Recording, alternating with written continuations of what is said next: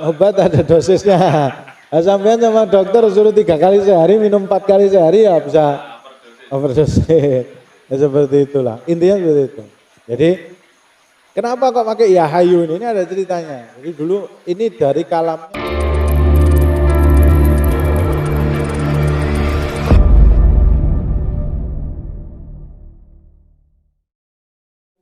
Saya bawa kitabnya Al-Habib Syekh bin Abu Bakar As-Segaf. Saya putra Habib Abu Bakar bin Muhammad As-Segaf, Gresik. Ya, Habib Syekh beliau adalah kakek dari guru saya Habib Alwi yang dimakamkan di Solo, di Tipes. Nah, di dalam kitab singkat ini namanya Sabilul Wadih. Liman aradal iktida bisa lafuz saleh. Ya, ini kitab adalah bagaimana kalau kita mau ikut daripada cara-caranya salaf. Tartibuz ziarah waraih auliya wa shalihin. Di sini ada tartib ziarah makam-makam aulia dan saleh. Yang pertama tadi sudah kita sebutkan, nabtadi'u bisalam biqaulik salamullah ya sadat. Diawali dengan mengucapkan uluk salam dengan salamnya Habib Abdullah bin Sunni Tahir. Terutama untuk makam-makam para habaib. Kalau non habaib mau baca ini, monggo enggak apa-apa. Cuma saya sama guru saya sebaiknya jangan. Ya, salamullah ya sadat. Setelah itu selesai, tsumma taqul, setelah selesai baca salamullah ya sadat. Kalau bisa sama berdiri ya. Jadi datang ke makam itu kita berdiri berhormat. Kalau saya diajarkan sama guru saya di Jakarta, itu ketika salam kita berada di posisi kaki. Jadi kalau kijing itu di kakinya, di posisi kakinya. Itu kita berdiri salam itu baca salamullah ya sadat di situ. Ya, ini biar ziarahnya lebih apa ya? Lebih bermakna tadi. Di kaki. Selesai lalu selesai salamullah ya sadat ya kan, di kaki itu posisi, lalu kita pindah di posisi samping. Jadi samping depan. Jadi di posisi perutnya menghadap. Cara depan ya kita belakangi kiblat ya. Kalau kita kan Rasulullah itu kan kita belakangi kiblat. Ya seperti itu. Ya, seperti itu. Lalu saat posisi itu menghadap di apa ya, di jenazahnya gitu ya. Kita lalu membaca apa? Tsumma taqul at-tahiyyatul mubarakatus shalawatut thayyibatu lillah. Ini bentuk salam juga. Ya, bentuk salam juga. Assalamu alayka ayuhan nabiyyu wa rahmatullahi wa barakatuh. Assalamu alayna wa ala ibadillahi sholihin. Boleh atau langsung. Assalamu alayka ya waliyullah. Assalamualaikum ya ahla la ilaha illallah. Assalamu alayna wa ala ibadillahi sholihin. Baru itu langsung. Ya. Asyhadu an la ilaha illallah asyhadu anna Muhammadar Rasulullah. Allahumma sholli ala sayyidina Muhammadin wa ala ali sayyidina Muhammad. Seperti bacaan waktu at-tahiyat. Memang at-tahiyat itu kan Rasulullah ngadep Allah Subhanahu wa taala, ketika itu kan ada ucapan salam dari Allah lalu dibalas. Seakan-akan kita seperti itu. Karena kita menghadap orang yang mulia. Assalamualaikum warahmatullah. Assalamualaikum warahmatullah. Assalamualaikum warahmatullah. Kalau di kitabnya Habib Syekh bin Abu Bakar ini setelah Assalamualaikum warahmatullah, Assalamualaikum warahmatullah duduk di depan apa? Di depan kijing itu, berhadapan dengan kijing, lalu membaca apa? Walillahil asmaul husna fad'uhu biha. Allahumma inni as'aluka bismikal hayy atau al-hayyu wa taqul ya hayyu 9 kali, lalu membaca ya hayyu ya hayyu ya hayyu ya hayyu ya hayyu ya hayyu ya hayyu ya hayyu 9 kali. Duduk boleh, kalau saya biasanya tetap masih berdiri. Harus 9. Ya, itu ada 9. Itu harus 9 karena memang apa ya, khasiat beda dengan fadilat. Kalau ada sesuatu yang bentuknya untuk khasiat, itu biasanya kalau dikasih ada hitungannya ya harus pas seperti itu. Kayak obat ada dosisnya. Nah, sampean sama dokter suruh 3 kali sehari, minum 4 kali sehari ya bisa overdosis. Ya, seperti itulah. Intinya seperti itu. Jadi kenapa kok pakai ya hayu ini? Ini ada ceritanya. Jadi dulu ini dari kalamnya kalau tidak salah dari kitabnya Habib Ahmad bin Hasan Al-Attas. Jadi dulu itu Habib Ahmad bin Hasan Al-Attas itu ziarah Habib Abu Bakar bin Abdullah bin Palatos, gurunya. Nah, ketika ziarah, kalau tidak salah terus malamnya mimpi Habib Abu Bakar bin Abdullah bin Palatos ini duduk di atas kijingnya itu, atau di atas bagian nisannya itu. Lalu mengatakan kepada Habib Ahmad bin Hasan, wahai Ahmad, kalau engkau ziarah kepadaku, ucapkan ya Hayyu 9 kali. Maka aku pasti akan datang. Ya gitu. Jadi ini salah satu biar walinya datang juga. Pasti aku akan datang. Pasti aku akan datang. Ucapkan itu ya Hayyu, ya Hayyu. Itu kalau tidak salah ada di kitabnya Habib Ahmad bin Hasan Al-Attas. Beliau ini adalah salah satu teman dekatnya Habib Ali bin Muhammad Al-Habsyi, Habib Maulid.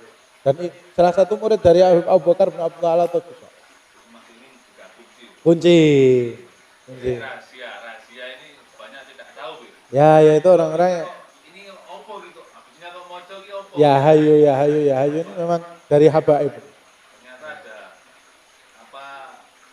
Ada alasannya, ada sanadnya seperti ini, bukan sembarangan ya.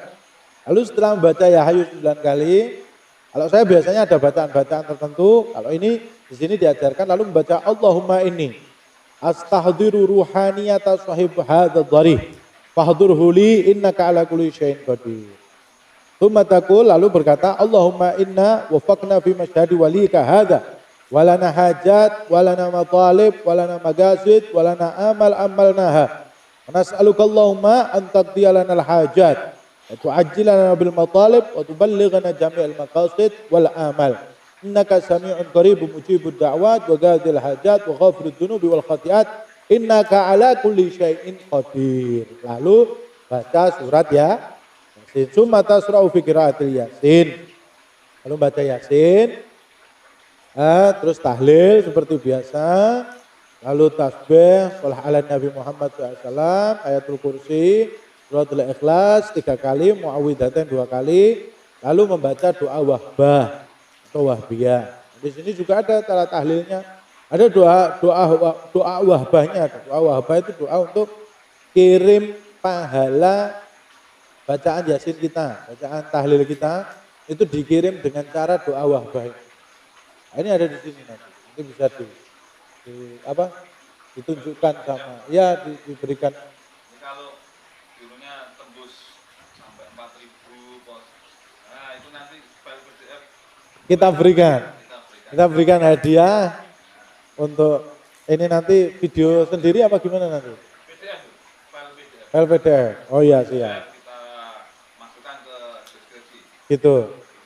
Ya nanti ini ada doa-doanya. Ya itu. Lalu kita baca Yasin, selesai kita doa. Ya Allah. Nah, terus biasanya kalau saya juga baca khusus. Nah itu, kok apa setelah doa panjang, kok terus benar kok qasidah gitu. Padahal Seperti video-video sebelumnya. di qasidah di makam ini itu apa gitu, qasidah kok sampai kebanyakan jenengan di makam habaib qasidah. Oh. Ada apa gitu. Jadi mengenai menghibur si walinya apa untuk gimana atau jadi kita kalau berbicara qasidah, kita akan berbicara dari sebuah keyakinan bahwa yang kita ziarahi itu bukan benda mati. Kita bukan ziarah batu. Kita ziarah para waliullah yang mereka hidup di dalam kuburnya. Sekarang Allah Subhanahu wa taala mengatakan dalam Al-Qur'an apa? Wala tahsabannallaha qutilu fi sabilillahi amwatan bal ahya 'inda rabbihim yurzaqun al-ayah dalam surat Al-Imran. Allah mengatakan jangan kamu mengatakan orang yang meninggal di jalan Allah itu mati. Ya, bahkan mereka hidup dan diberi rezeki oleh Allah Subhanahu wa taala. Allah mengatakan bal ahya, mereka hidup. Loh, sekarang kalau kita mau artikan seperti yang sudah saya jelaskan di video kemarin. Kalau kita mau artikan aja itu qutilu fisabilillah ini betul-betul orang yang jihad fisabilillah, maka ulama lebih afdal daripada mujahid, ya kan? Kalau orang yang berjihad fisabilillah saja dikatakan sama Allah hidup di dalam kuburnya, apalagi para ulama, mereka yang mengajarkan keutamaan jihad, mereka yang mengajarkan bahwa mujahid itu mempunyai keutamaan jihad, mempunyai keutamaan, maka mereka lebih hidup lagi dalam kubur. Para ulama itu mujahid sejati, mereka yang mencetak mujahid. Ya, maka dari keyakinan, berangkat dari keyakinan itu, nah saya yakin bahwa kita ziarah kepada orang yang masih hidup, cuma mereka berpindah alam. Nah, kenapa kok baca qasidah? Karena gini, biasanya kalau kita datang kepada para habaib soal, itu kita diajarkan dari kecil memang guru-guru kami. Terutama kalau Idul Fitri. Idul Fitri itu kan kita biasa ada kegiatan kuat, itu kan keliling.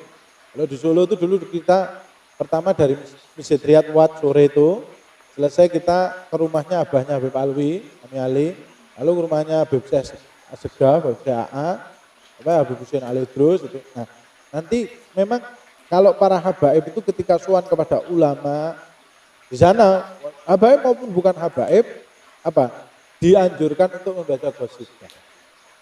Jadi terutama yang habaib, yang non habaib juga tidak masalah ke tempat kiai dan lain sebagainya. Guru saya kalau ke tempat yang kiai tertentu, Habib Alwi itu baca qasidah, Mas. Karena memang sudah adat yang turun temurun dari bahkan dari Rasulullah SAW. Rasulullah sendiri senang mendengarkan syair ya. Rasulullah itu pernah dilantunkan qasidah sama, kalau tidak salah Sayyidina Abbas. Sampai didoakan sama Rasulullah. Itu didoakan bahwa Sayyidina Abbas ini giginya tidak akan pernah rusak. Itu ada hadisnya. Saya lupa. Jadi intinya ketika habaib ini dikasih qasidah gitu dia senang. Ya juga hati nih. Ya karena memang biasanya di dalam qasidah itu ada ungkapan tertentu yang bisa mancing mancing halnya dia, mancing hal itu mancing satu keadaannya dia yang sehingga dia langsung ingat Allah Subhanahu Wa Taala lebih dari kita. Terus kalau dia di situ doa gitu bisa dikabulkan oleh Allah, langsung dikabulkan oleh Allah. Istilahnya mancing rahmatnya Gusti Allah. Itu loh. Itu pentingnya qasidah. Makanya kalau milih qasidah juga harus yang pas. Ini enggak sembarang qasidah juga. Saya juga diajarkan oleh guru. Nah, ini yang agak sulit ini milih qasidah. Itu kalau enggak orang yang sering qasidah atau memang orang yang belajar ilmu tahu bahasa Arab, agak sulit milih qasidah. Nanti enggak pas. Jadi ada tempat-tempatnya. Kalau memang pertemuannya itu pertemuan santai, ada qasidah yang dibaca untuk santai. Kalau ziarah, ya ada qasidah untuk ziarah, khusus ziarah. Ada tempat-tempatnya di qasidah buat. Contohnya kalau ziarah, itu biasa saya diajarkan Habib Alwi itu untuk baca Rabbi ini ya sifatil aliyah. Qasidah Habib Ali yang Rabbi ini. Setelah selesai ziarah itu qasidah itu. Karena qasidah itu banyak munajat. Nah ketika ziarah itu kan kita, intinya kan munajat kepada Allah. Jadi pilih qasidah yang wujudnya banyak munajat. Qad kafani ilmu Rabbi, kata Habib Abdullah Haddad. Atau ya Rabbi ya alimal hal, itu kan bentuk munajat. Itu dibaca di ketika kita ziarah makamnya para wali Allah. Atau biasa ada qasidahnya Habib Ali itu balal fatal habsi ilal ghanna waratna zairin. Itu juga karena memang qasidah itu dikarang ketika Habib Ali bin Muhammad Al-Habsyi ziarah ke makam Zambal atau pemakaman Zambal tadi. Jadi harus ada tempatnya. Kalau kita acara santai kayak gini lah, duduk kita makan, orang bilang majelis dudukan. Ya qasidahnya jangan bawakan qasidah yang munajat, tegang jadinya. Bawakan qasidah yang santai. Qasidah yang santai contohnya bawakan Qattamamallah magasidana. Itu termasuk qasidah. Qattamamallah magasidana. Itu termasuk santai. Karena kalau tidak salah lupa saya. Atau qasidah lazil masrur. Ya galbi. Kalau tidak salah qattamamallah magasidana ini dikarang ketika anak Habib Muhammad bin Ali itu slup-slupan omah. Pindahan datang Habib Ali ngarang itu. Jadi kan dalam keadaan santai bahagia. Biasanya memang kalau saya ziarah khususnya para habaib, pasti saya qasidah. Qasidah yang disenangi oleh para habaib. Kalau ziarah yang non habaib, tidak apa-apa. Qasidah itu isinya munajat doa dan bisa mancing rahmat. Apalagi qasidah yang jelas dikarang oleh para wali Allah. Kalau non habaib biasanya saya qasidahnya burdah atau Maulaya sholli wa sallim atau Maulaya sholli wa sallim. Ada dibawakan beberapa bait burdah karena memang burdah itu lebih dikenal di Indonesia, khususnya para kiai-kiai pribumi. Walaupun membangun qasidah habaib tidak ada masalah. Mereka karena di dalam kuburan mereka sudah kumpul semuanya. Para habaib dan para masyayikh. Gitu.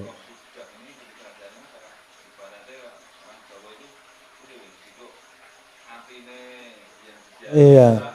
Kita meyakini bahwa wali itu tidak meninggal. Tidak meninggal. Allah memberikan rezeki. Jadi kita jika atine supaya berarti maksudnya Mereka mendoakan. beliau mendoakan. Karena kalau orang sudah senang atine maka Doanya dikabulkan oleh Allah. ini apik gitu. Ya, salah satu doa yang dikabulkan Allah kan ketika hatinya senang. Nah itu. Terus mungkin ada yang mau disampaikan lagi. Apa lagi? Tidak terasa sudah berapa? Sudah 40 menit.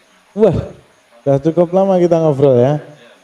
Memang tidak ada habisnya kalau kita ngobrolkan wali Allah. Ziarah ini Masya Allah banyak apa ya, banyak hal-hal sing nopo kita ziarah itu tidak masuk akal. Nah, Oke, ini wis stres, bingung, mumet, butuh kita ziarah fresh semuanya. kayak wis tidak punya beban. Kok ini pikiran ini Iya karena apa? Kita kumpul sama orang-orang soleh. Katanya kan, jadi dulu ada seorang wali namanya dijelaskan di dalam apa namanya min kalam Habib Ali bin Abu Bakar Sakron, dari kalam Habib Ali bin Abu Bakar Sakron, beliau menceritakan dulu ada seorang ulama di Yaman sana namanya Muhammad bin Husain Al-Bajali. Muhammad bin Husain Al-Bajali ini dia pernah mimpi bertemu Nabi Muhammad. Dia memang orang sering mimpi bertemu Nabi Muhammad SAW. Nah, ketika bermimpi bertemu Rasulullah, Syekh Muhammad bin Husain Al-Bajali ini bertanya sama Rasulullah, ya Rasulullah ayyul a'mal afdal. Wahai Rasulullah, apa amal yang paling afdal di akhir zaman ini? Maka di dalam mimpinya Rasulullah mengatakan bahwa amal yang paling afdal di akhir zaman ini adalah dudukmu atau diammu di depan para waliullah, kata Rasulullah, di depan waliyun lillah, wali-walinya Allah Subhanahu wa taala, lebih afdal atau lebih baik daripada kamu beribadah sunnah sampai badanmu terpotong-potong. Lalu ditanyakan, hayyan au kana mayyitan ya Rasulullah. Lah kita duduk sama wali ini, walinya masih hidup apa sudah mati? Kata Rasulullah, hayyan au kana mayyitan. Baik dia masih hidup ataupun sudah meninggal. Duduk kamu di depannya, duduk kamu bersama mereka dengan hati yang cinta tentunya, dengan hati yang ta'zim, dengan hati yang husnudzon, itu lebih afdal daripada engkau beribadah dengan ibadah-ibadah sunnah sampai badanmu terpotong-potong. Karena apa? Kok bisa seperti itu? Karena apa? Karena dengan engkau duduk bersama orang-orang soleh, engkau akan mendapatkan sesuatu yang tidak engkau dapatkan dengan engkau beribadah sampai badanmu terpotong-potong. Belum tentu.